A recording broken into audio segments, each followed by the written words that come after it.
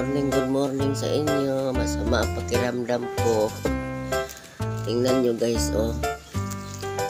May tinakpan ditong ulam sa guys, sa misa ko guys. Yung asawa kasi ng pamangkin ko, nagdo-drive yan. Ng uling yung kinukuha sa pier. Panggabi. Ang aga-aga, sinilagay dito sa lamesa guys, oh. Ayan. Di ko pa alam kung anong laman nito. May dala siyang iniwan lang dito guys, oh. May paminta, may luya, may sili. Ibig sabihin, paksiw siguro yan. Magpapaksiw siya. Nandoon, nasa truck, natulog na siya guys. Galing ng biyahe.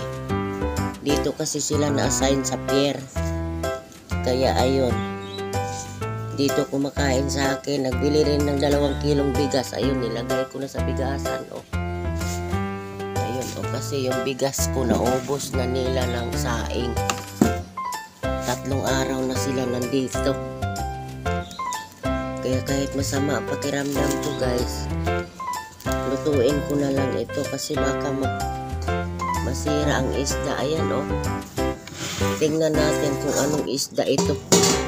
Tinakpan niya kasi baka kainin ng pusa siguro.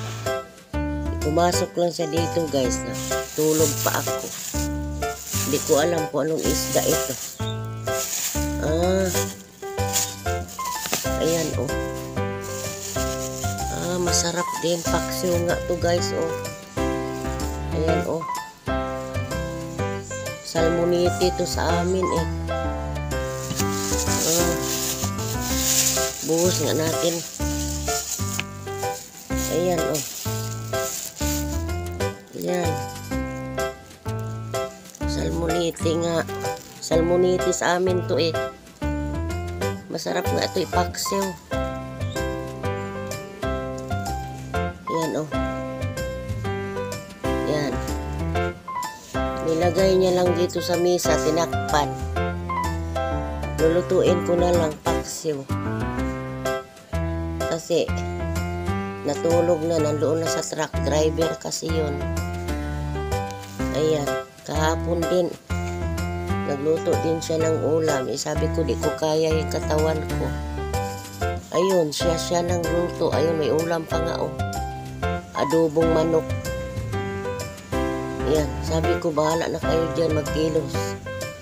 Kasi sama ng pakiramdam ko. Ngayon, sobrang antok na siguro. Tapos nakita niyan tulog pa ako. Iniwan lang dito sa lamesa, itakpan, nagpalanggana. Tapos iniwanan din ako ng tinapay. Ayun, mabait yung pamangkin ko na yan, yung asawa ng pamangkin ko sa Bataan. Nagdi-deliver yan sila ng uling. Yung uling ba na bato guys? Nalala nyo dating may giblog ako nga. Isang bundok na uling doon sa Bataan yan. Yun man yun. Dito sila kumukuha sa pier. Kaya dito sila nagagrahe. Yan sa likod namin. Kaya wala man daw grahean doon sa sa pier. Kaya ayun. Dito sila, bili sila ulam, bigas. Kaya lulutuin ko na lang to guys. Paksiw siguro to. Paksiw talaga to kasi may sili, may luya, mayroong paminta. Hindi na siya bumili. Siguro tinignan niya doon yung lagayan ko sa may bawang naman doon at saka sibuyas. Kaya ito lang binili niya. May sibuyas doon at saka bawang, eh. Bago siya namili, tinignan niya muna doon yung lagayan ko sa tray kung mayroon ba akong sibuyas, bawang. Ito na lang binili niya kasi may sibuyas na at saka bawang, luya at saka yan, sili. Kaya lutuin ko to, paksiw. Ayan, salmonite sa amin ito. Ayan, masarap nga to ipaksiw guys. Ewan ko saan niya to nabili. Kaya guys, ipapaksimin, lilinisin ko yan guys. Para pagkagising niya mamaya, kain na lang sila. Tapos sasaingan ko. Rice cooker lang naman.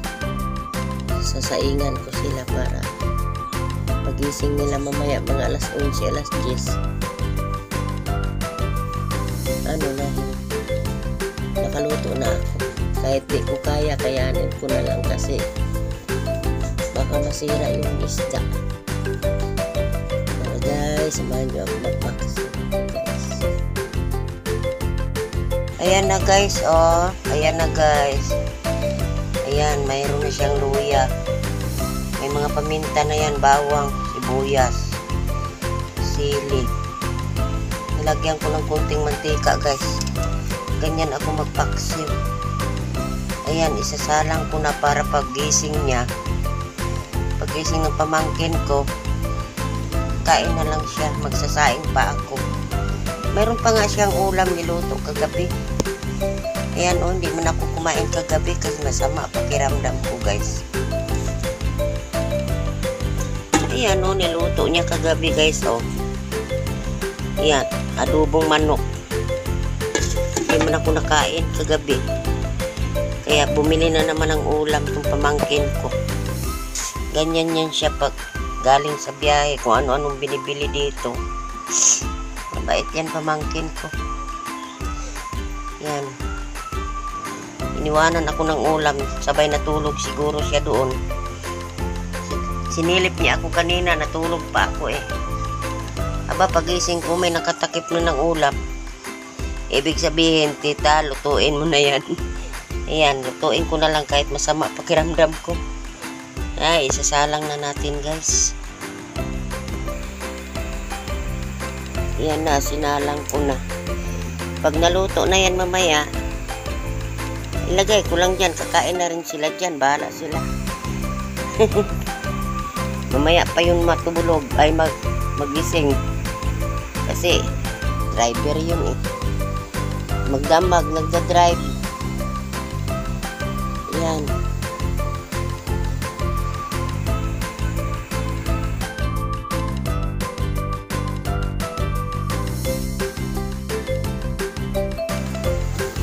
Ayan na guys,